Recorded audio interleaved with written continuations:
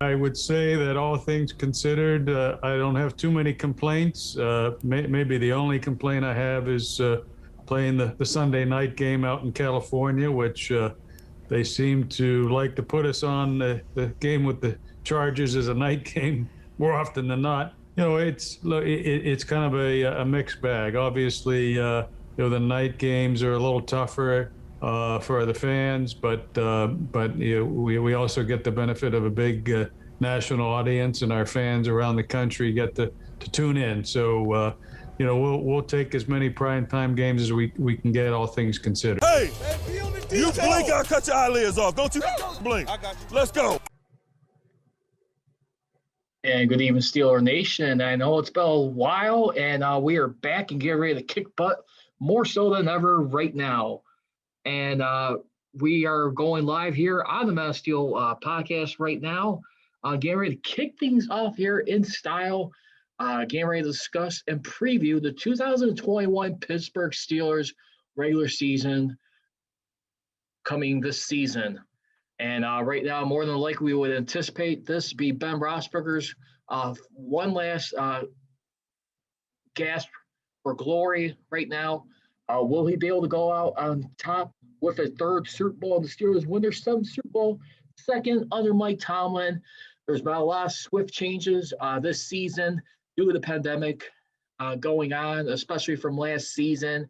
But for the most part, I think the Steelers have done a pretty good shape to keep things calm down considerably. And we're getting ready to get into that right now. As you know, the Pittsburgh Steelers this season, they will have the number one toughest strength of schedule in the National Football League right now. And their opponent's record from last year has a combined record of 155 losses. 155 wins, 115 losses, and 2 ties, according to CBSSports.com. Second on that list, right behind the Steelers, is the Baltimore Ravens. Third is the Chicago Bears with 550. Then you got the Green Bay Packers at 542 win percent. Then at fifth, you got the Minnesota Vikings at 531. Sixth, you got the Bengals at 529. And then you also got at seventh with the Detroit Lions, 529. Eighth will be the Las Vegas Raiders at 526. Ninth, the Cleveland Browns at 518. And 515 over the LA Rams. And why is that significant? Well, guess what? When you look at tiebreakers in this league, when it comes to stuff right there, that's one of the tiebreakers down the list when we look at everything going on. But I will say that. I mean, for right now, that could be a huge factor. I'm not saying it will get to that point. Well, when you usually look at tiebreakers, I mean, in this list and everything, I mean, strength of schedules usually right after strength victory, I want to say, when we look at everything. And right now, for the Steelers, I mean, they usually play their best football when the pressure is on them. Mike Tomlin usually has a winning record, and we'll get to that a little bit later on. And you look at some of the trends that's been happening around the league too with some teams. When you look at what everybody's been doing right now, let's not forget this will be the very first year we'll be seeing the 17-game season with still a chance once again for the second straight year of a 14-game playoff format, 7 teams apiece, each conference for the first time. The last time the season has jumped to 16 games when it made the last league from 14 to 16. That was back in 1978. The Steelers did go on to win Super Bowl 13 that year, back-to-back Super Bowls 13 and 14. And the last time the playoffs were expanded were back in the 1990 season when it went from, I think, 5 to 6 teams altogether. And, yeah, I mean, I think that right there in itself, listen, I mean, I know a lot of people are hesitating. A lot of people will definitely look and take a look at this, the way the Steelers' success is going to be. It is going to be hugely decided on their offensive line, their ability to run block right there, open up some holes in the run game, make Ben Roethlisberger comfortable, I mean, he's been one of the quickest quarterbacks, surprisingly, last year to release ball so quick. And a lot of people have been suspecting the whole time if it's been because he did not feel real comfortable with that offensive line, giving him protection, giving him enough room to work with as far as like making reads and going to work on a deep ball. I mean, some people actually wonder now you're going to get this full season of rest right now.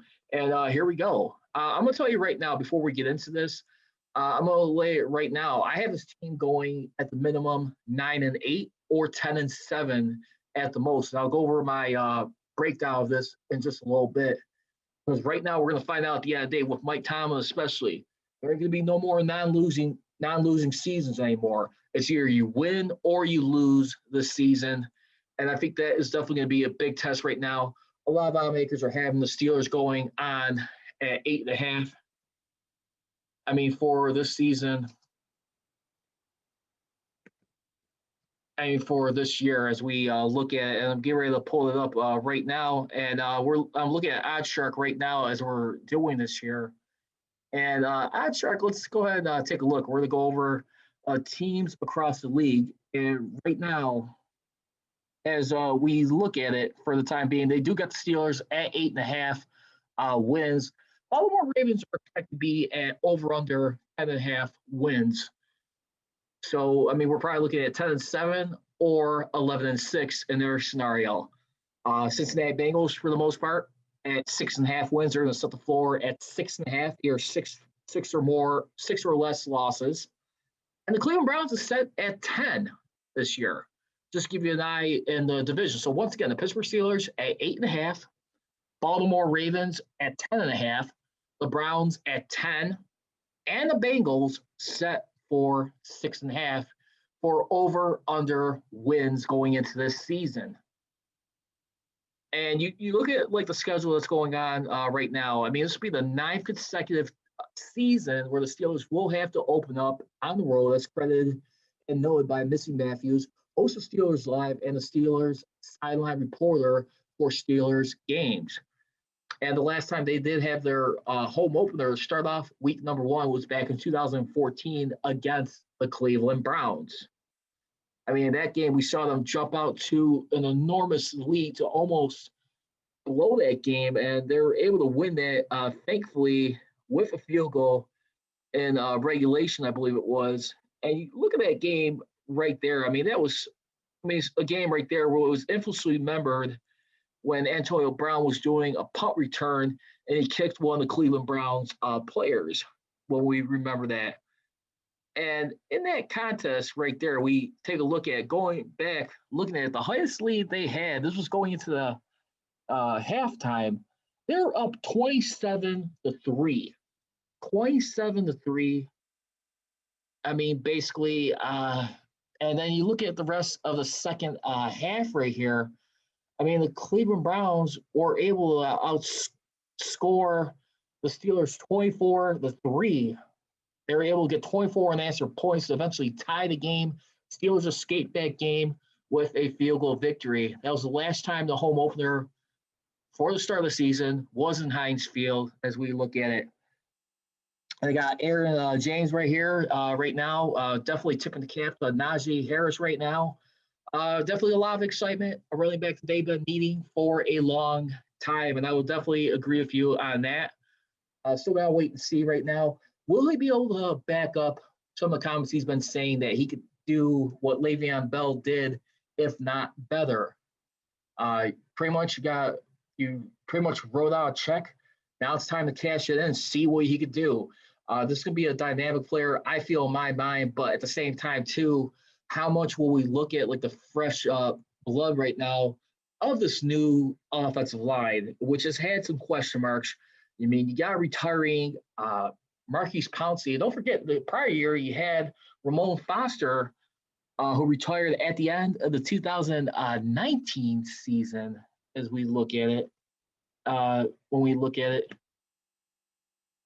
I mean, for that year, and let's see. I mean, that year he was playing guard right there, so he's no longer there. That was another stone that rolled the year before Pouncey. But now when we look at this Steelers roster as it stands going into this season, like I said, you have Marquise Pouncey retiring a year after Ramon Foster, who now does a show in Tennessee.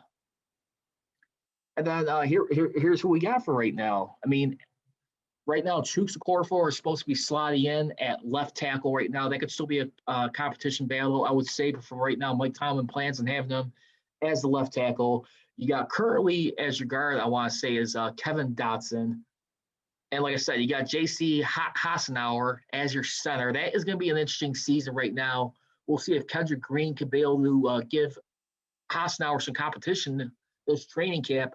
I would expect him to be on the bench. Coming out of Champaign, fighting Illini, Illinois. I'm not sure how much of an impact he's going to make.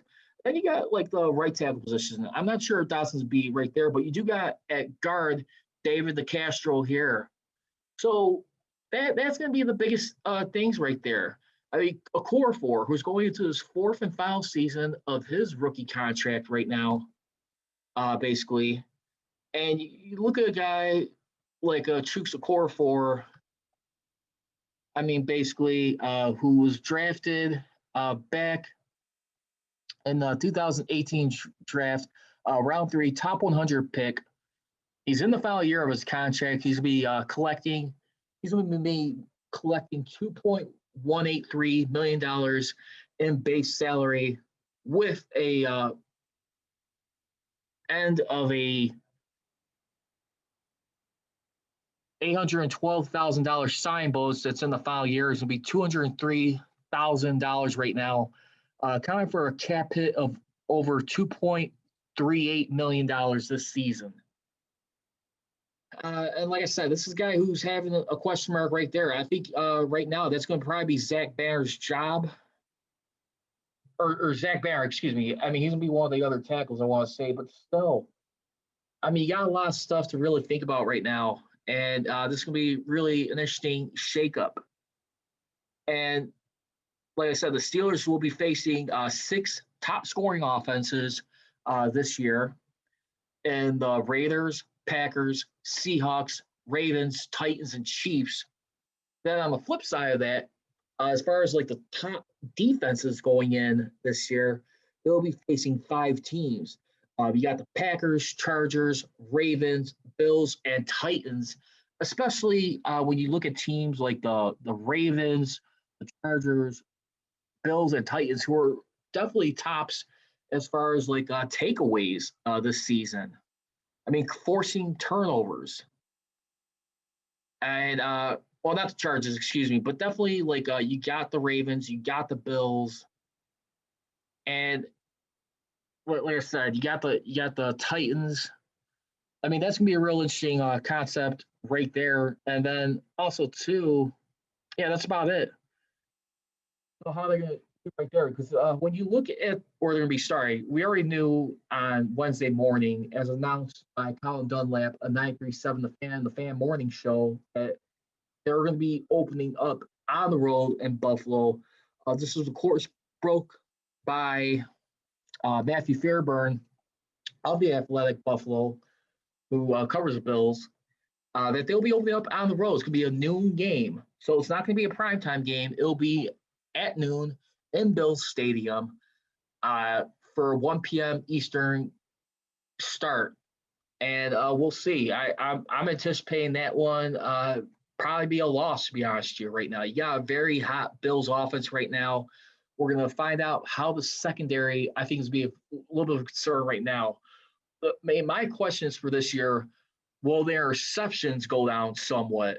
Now you're going to be having Cam Sutton opposite of Joe Hayden. And then you also look at like who you added in the draft right now. I mean, when you take a look at who the Steelers have been able to pick, and one of the guys they selected, let's not forget, in this year's draft, they selected Trey Norwood in the 7th round with the first pick of their 7th round at 245th out of Oklahoma. This guy right here, like I said, he has a chance to become an NFL starter right now. But right now, I mean, let's see. I mean, this is going to be a real interesting concept right now. And unfortunately, they had to dismiss Steven Nelson due to the cap structure, which he was definitely expressed his disappointment in. So I really feel like right now, I mean, you look at this Buffalo Bills team right now. I mean, who they got some real good guys on this team that could still play here and see what they're able to do. And I think one of the guys they still got is Stephon Diggs, who played on this team. And right now, too, then you also still, I think you got like Devin Singletary. He was another key guy a couple years ago on Sunday Night Football versus Steelers in the stretch when you truly think about things here. And he was a guy who was a highlight on that team. So the Steelers right now, they definitely got their work cut out from them. They're going to be going into the season trying to follow up a 12-4 record, which, by the way, the Steelers in this year, I mean, they were 12th in scoring offense, 24th in total offense, but somehow they were able to be 7th with passing touchdowns. Now, you'll probably definitely attribute that because a lot of times when your quarterback, I mean, for this season, I mean, he threw over 656 passing attempts, completing over 65% of his passes versus handing off to the running game, who got 373 touches. Now, that is definitely very alarming right there. But, I mean, the question still continues to loom around right now with newly promoted offensive coordinator Matt Canada, former quarterbacks coach. Will he be able to get Ben Roethlisberger and Mike Tomlin to buy in to some game plan where he can help around? Will he be able to get more running game? Could we see some wildcat in here? I mean, you got Joshua Dobbs still sticking around on this depth chart. I mean, you got to figure right now, too. I mean, Mason Rudolph, yes, he did sign a one-year contract, but there's still even questions right now. Will he still be able to win and hold down that backup quarterback position behind Ben Roethlisberger? I think that's still a fair question to say for right now. But, I mean, when you got a guy like Dwayne Haskins, too, former first-round pick, I mean, yeah, he has off-field issues, I mean, in Washington, and no quarterback in the history of this league of Ohio State has really translated very well into the NFL ever in the history of this league right now. And when you look at all-time Ohio State quarterbacks, remember, one of the ones that the Steelers will be facing is in the Chicago Bears with Justin Fields, who the Bears selected in the 11th round overall. I mean, the Bears, when they were able to make a trade with the Giants, they traded back from the 20th spot to the 11th spot. And by being able to do that, they were able to surrender their first and fourth round picks of 2022, which has a value from anywhere between 590 to 6,000 points. And they're able to take Justin Fields, their quarterback. Mitch Trubisky is no longer there. He is back now to the Buffalo Bills. And when you look at the history of backup quarterbacks, there's only been one in this whole draft history. Quarterbacks that got drafted out of Ohio State, 14 quarterbacks, only one has been a Super Bowl champion, and he was a backup. That was Joe Germain out of the state, who played on 1999 with the Greatest Show on Turf behind Kurt Warner, somewhere on that depth chart. I'm not sure if he was second or third string. I think he had to be third string that year. One Super Bowl, and not any of them have been Pro Bowlers at all. Nothing. I mean, for right now, and the last Heisman winner you ever seen come out, he still flopped. You also had Troy Smith back out of Ohio State, and that didn't turn out so well. I mean, Troy Smith right there, I mean, who was supposed to be another guy with high expectations, didn't seem to work out too well. And I want to say he was selected, let's see, by the Baltimore Ravens, 5th round in the 2007 draft. Spent 3 seasons in Baltimore before going to the San Francisco 49ers. His whole career was as a backup. So he really never got to do much at quarterback. I mean, the only other thing outside that, he did gain 230 yards rushing in 4 seasons, but never really translated into much success. Only that he had the longest pass back in 2007 for 79 yards, and that's where we take a look at everything going in. So right now we're getting ready to preview the Steelers season right now. As I mentioned, going into this year, the competition, they will be facing right now 7 winning teams, 8 playoff teams, by the way. As we look at that regular season schedule, let's go ahead and break it down right now. The 7 winning teams that are on this list. You got the Buffalo Bills, who will they be opening up on the road, as I just mentioned a few moments ago. The Green Bay Packers in Lambeau Field. That'll be in week number 4. Then also, too, in weeks number 6 and 7, they'll be splitting between home and on the road. They'll host the Seattle Seahawks on Sunday Night Football. Coincidentally, right there, same team where Ben Roethlisberger got hurt when he was last at home in Heinz Field versus Seahawks, had to leave the game at the end of the half, which we later found out due to a devastating elbow injury. Remember, he was playing for a hurt shoulder injury the last few years at that point. I want to at least say at least 5 seasons where he was able to tough it out, caught up with him, lost for the season. Then you also got the Baltimore Ravens here too, in week number 12, which they'll be hosting at Heinz Field. Oh, and by the way, too, I forgot to mention the Browns too. That'll be on Halloween in Cleveland in the Dog Pound.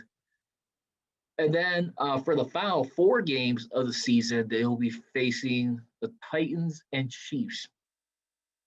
And still closing out with the Browns and Ravens. So altogether, 7 winning teams, 8 playoff teams. The one playoff team who did not have a winning record for the Steelers going into this season will be the Chicago Bears.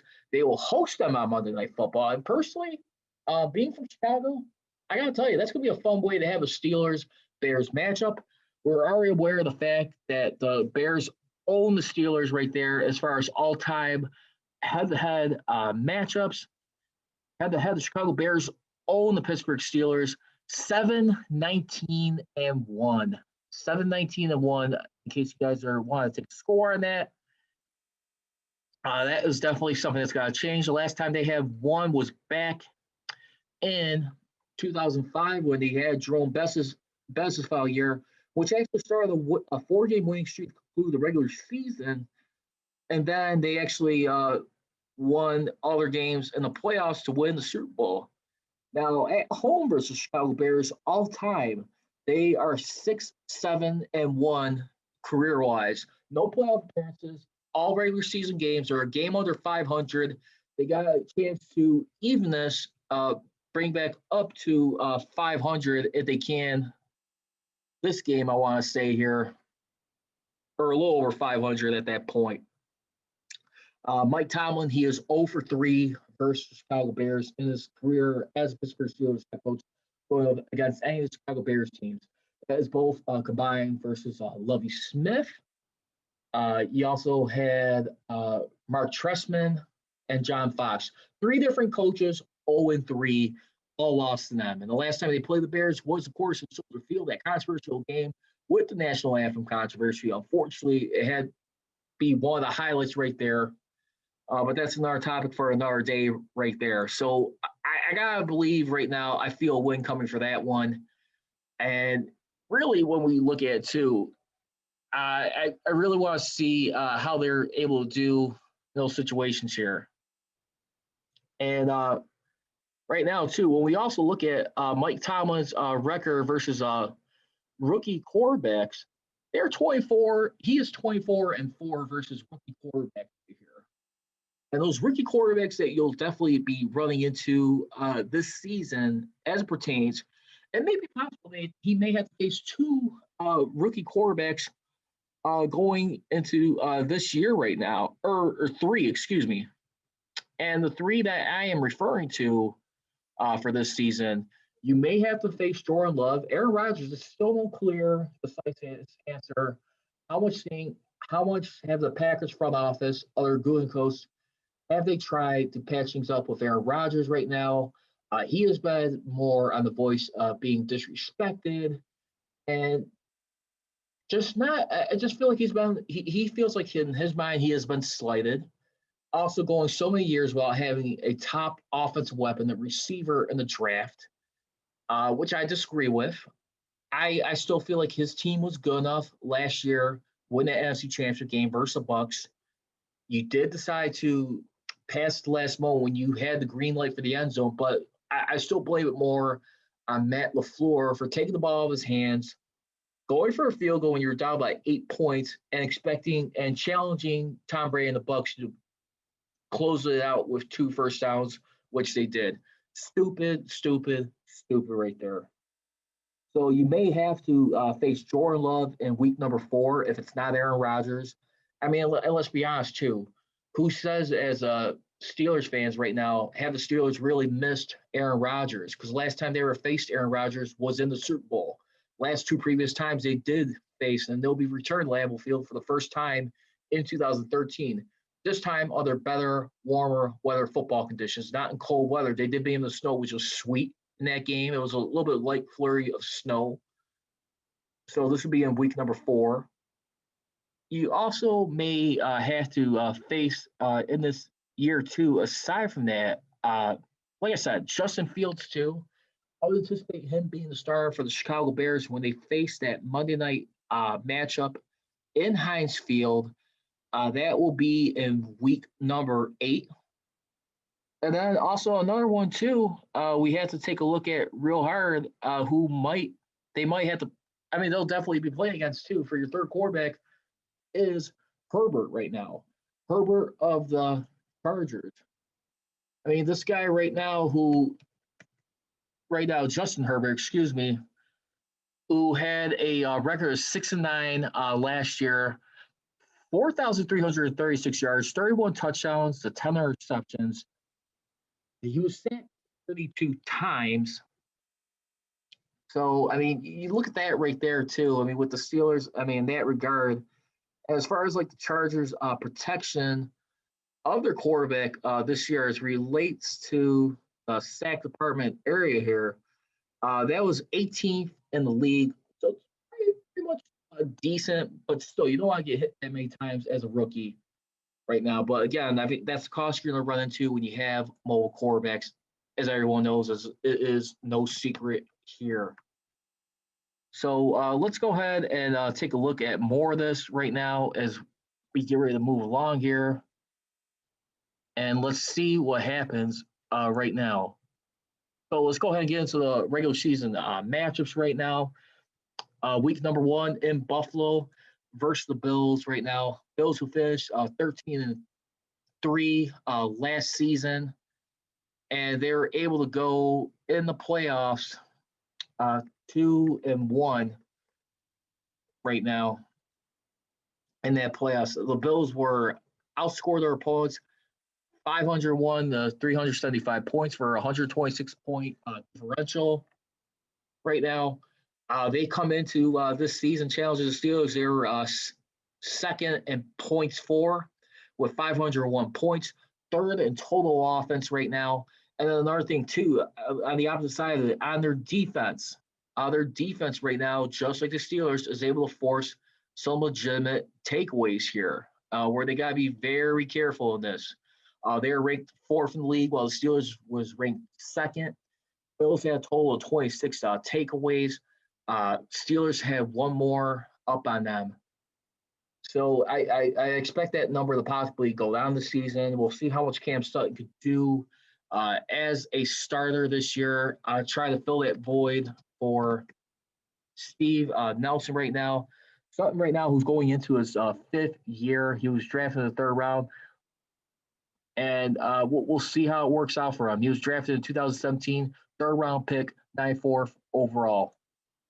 So give me a loss in that one for the Steelers matchup versus the Buffalo Bills. I'll have them starting off at 0-1. The only thing where I think the Steelers could definitely have a legitimate shot if they're able to beat the Bills, like I said, in this contest right here if they're able to hold down the run game. Because when you look at the last time they faced the Buffalo Bills in Bills Stadium, I mean, everything going on. The Buffalo Bills were able to rush it for 104 yards, mainly because of Zach Moss and Devin Singletary right there. Those two combined for about 75 yards, and then you had 28 yards by Josh Allen right there. If they could somehow minimize that, slow down their backs once again, if you could just hold them down to under 50 yards, I think somehow on the running game and force it in Josh Allen's hands, that could be a good sign for the Steelers' defense right there. They even have a chance of staying in this game. So let's find out right now. Let's find out what they could do in that scenario. So I really believe that is going to be a huge concern right there. If they can find a way to put it all on Josh Allen, I think the Steelers got a chance of this one. But I'm definitely going 0-1 on the first game. Week number 2, which they'll be having their home opener, versus the Las Vegas Raiders. Now the Las Vegas Raiders right now, who the Steelers almost won in Oakland from 3 years ago in the Coliseum. That was a game right there that was infamously remembered for 2 highlights in that game where Ben Roethlisberger was hurt most of the game. I want to say second, third quarter. I think he came back to the fourth. That's where we saw Josh Dobbs in there. Josh Dobbs really struggled in that game, but Ben Roethlisberger was able to have a good drive set up right there. When you looked at that game, and that was right there during the Steelers' slide. They were on a 3-game losing streak at that point. I mean, losing from the Broncos, the Chargers, and then the Raiders in that contest. I mean, so you had Joshua Dobbs, who came into this game.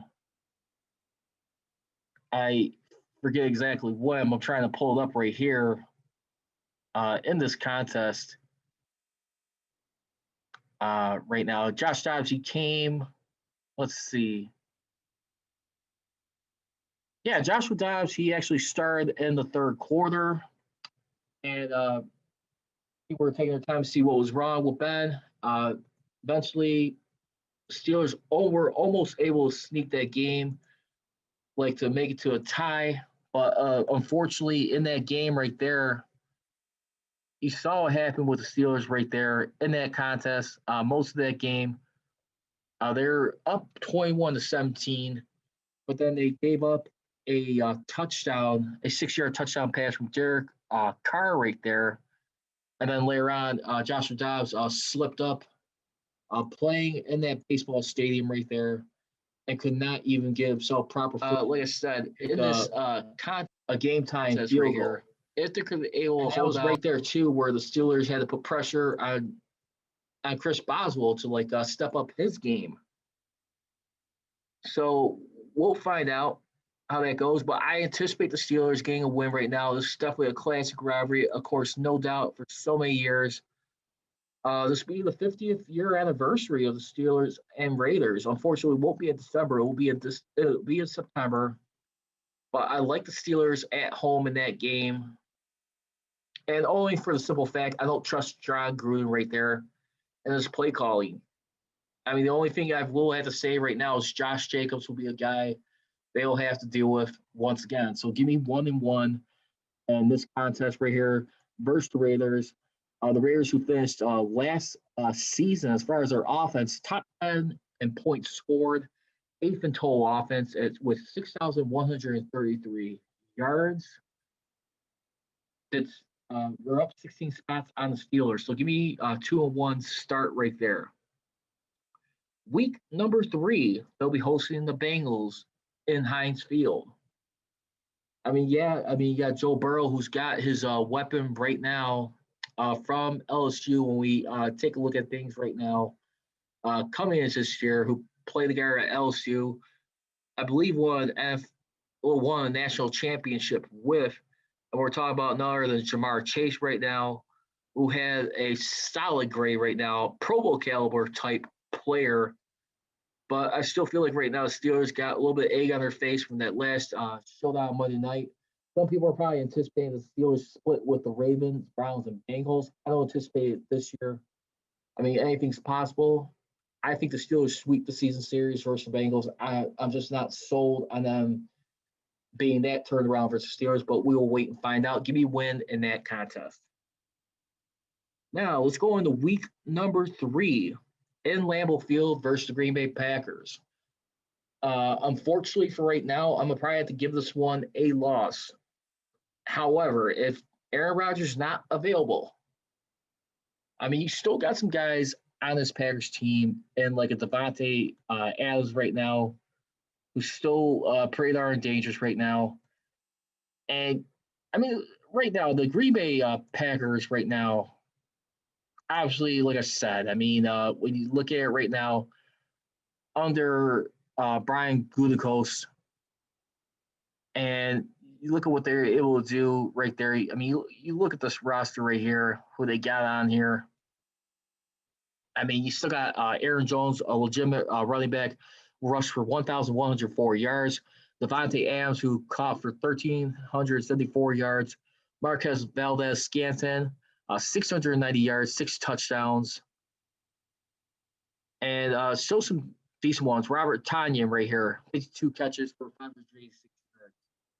They got a legit defense, too. I mean, the Packers. The Packers in this contest right now, they were, for their defensive efforts right now, I mean, they were still ranked 9th in total defense, 5,344 yards, 13th in points allowed, with 369 points total for the season.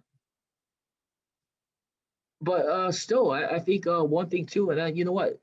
Very good in first down defense. They're 10th. They only allow the 10th fewest first downs.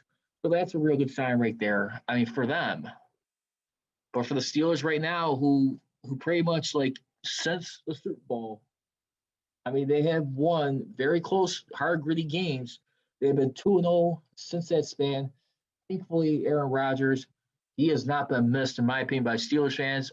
I do feel kind of a little bit robbed away. I would love to see him play in that game versus Steelers, see how they would do.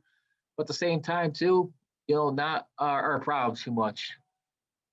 So let's see. I got Dorian Rainey right here, Najee Harris right now. Yes, sir. Definitely with you on that. Can't wait to see what he's able to do for this season. But like I said, Dorian, I'm going right now. Oh, excuse me. That's Aaron James. Excuse me. But anyway, right now, yeah, Urlacher, he got smashed. Of course, Dorian, he's referring to the 2005 season in Heinz Field. That was a snow game right there. I'd be wanting to wonder right now, will the Steelers wear their color rush uniforms in this game versus Chicago Bears? I think this would be a perfect game to wear. Prime time, Monday Night Football, 7:15 p.m. game, ESPN. And I wonder if it's going to be on ABC, too, since ABC's got their deal, part of the package, too, since they're going to be back in the Super Bowl rotation. So, yeah, it's like a simulcast. So let's wait and see on that. Game number 5 of the season. So right now, if you guys are keeping track with me, I am having so far the Steelers right now, if you guys are following me here, I'm going 2-2 to start off the season, first 4 games. They split those first 4 games. The Denver Broncos right now, home versus the Broncos right now, more likely having the return of Von Miller, who was not available last season right now, who, let's see what he's able to do here. I mean, bring some demand back to this defense. I mean, definitely legitimate guy. He's in the final year of his contract. And, I mean, there was quite a few guys we did not see on here. But when you look at the Denver Broncos, one of their first picks, they got a cornerback right here out of the draft, and Patrick Surtain right here, out of Alabama right here.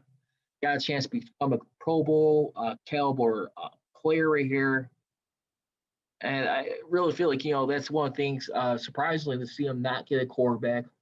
Remember, this was one of the teams, too. I mean, it's very well possible we could still see Aaron Rodgers end up as a Denver Bronco. And I've been one of the guys suggesting if it's not the Broncos, I will go with the Vegas Raiders. Why? Because love affair is not there, obviously, clearly, with Derek Carr. But I do feel like right now, Raiders, they need a brand name quarterback. Derek Carr is not cutting the mustard. I anticipate the Raiders be moving on from him. He's got like a year or two left on his deal when he signed last back in 2017. So I'm not really too sold on Derek Carr. He's got 2 more seasons this year and then the following season. So for this one right here, give me a win right now that would make him 3-2. Then the return of the scene of the crime in Heinz Field, this time on a primetime fashion baby Sunday night football, hosting the Seattle Seahawks. You got to believe this one's got to have a lot of meaning for a guy like Ben Roethlisberger right here. I really feel like he's going to be more amped up. Yeah, I mean, a lot of people are going to be paying attention. If he be any gingerly or still having their issues throwing the ball down the field. But I'm gonna make it on the record right here. This would be one of his best games right here.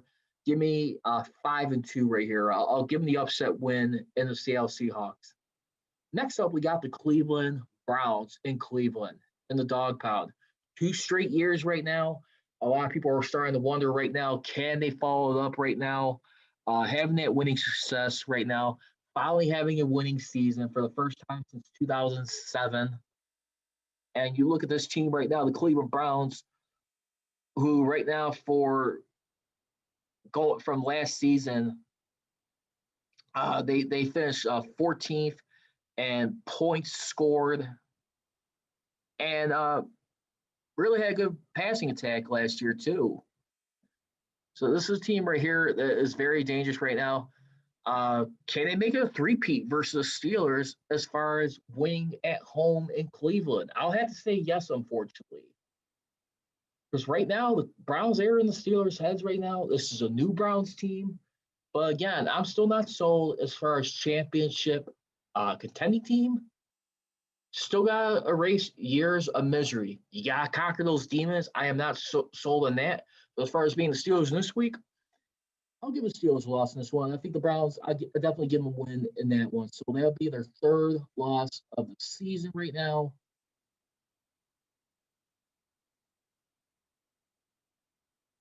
So if you guys are keeping track with me, excuse me, that'll put them at 4-3. Okay, so I have them losing versus the Bills, winning versus the Raiders and Bengals back-to-back, losing in Green Bay, being the Broncos, being the Seahawks, losing the dog pile. So that is at 4-3 once again. Now, long time coming versus Chicago Bears right now. Matt Nagy, a guy who is going back, insisting to going back to the play calling duty. He had laser right now from last season. When you look at,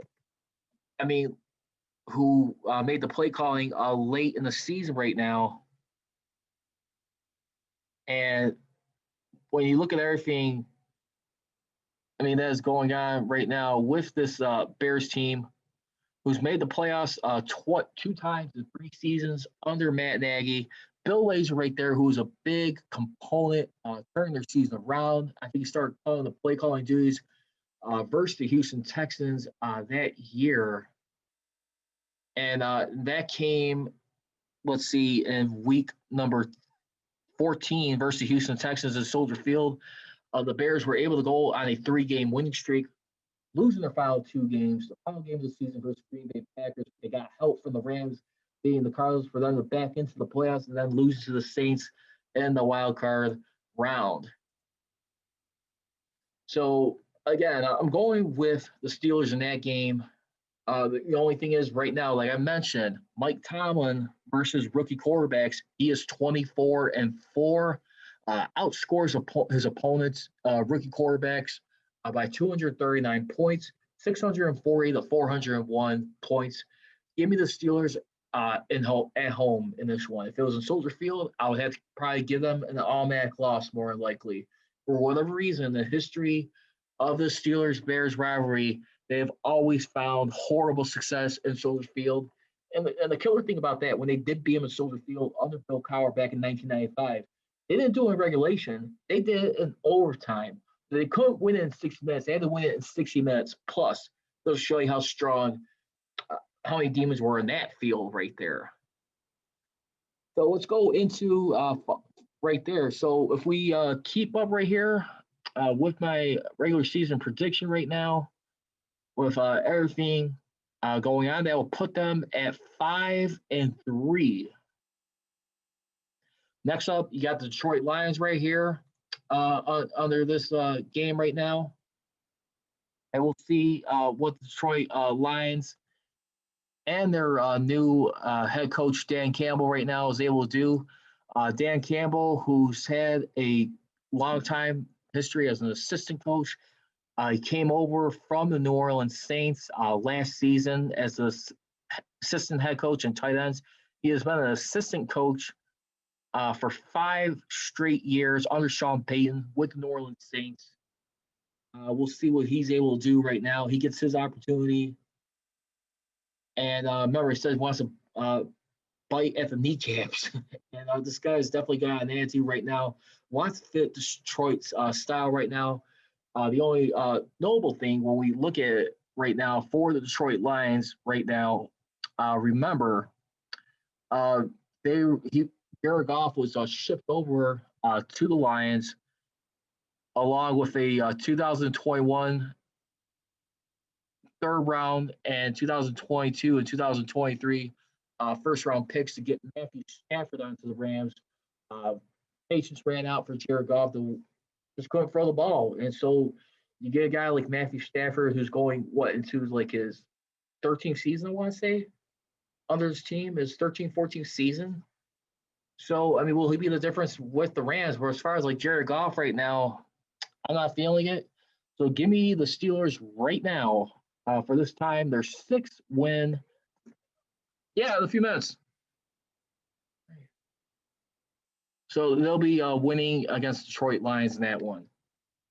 And then the following week in that game, week number 10, they'll be traveling West Coast to take on the Chargers. Last time they were in LA, they weren't in SoFi Stadium. They're in that soccer field stadium. But again, give me a win versus Chargers in this one right here. So that will put them at 7-3. Then you got to go on the Bengals right there on the road. They're not going to lose again in Cincinnati. I don't think so. I anticipate them winning that one. That'll put them at 8-3. Then you got a home matchup versus Baltimore Ravens. I'll give them a 9-3. That's be a 3:25 p.m. Game, late afternoon. Now, here's where the interesting comes in. 4 days later, they're going to be on the road to Minnesota right here. Kirk Cousins, I know he's not the best quarterback as far as primetime stages going on right now. Kirk Cousins definitely had a big monumental struggle right now. I mean, when we look at it, his primetime record under the lights, he is 8-16-0 all time. And the last one he has won was in Soldier Field, a Monday night game versus the Bears. But going to the short and schedule right there, I'm gonna have to give like the Steelers in this one their 4th loss of the season. So losing to the Bills, the Packers, the Browns, and now the Vikings. So let's take a look at that right there.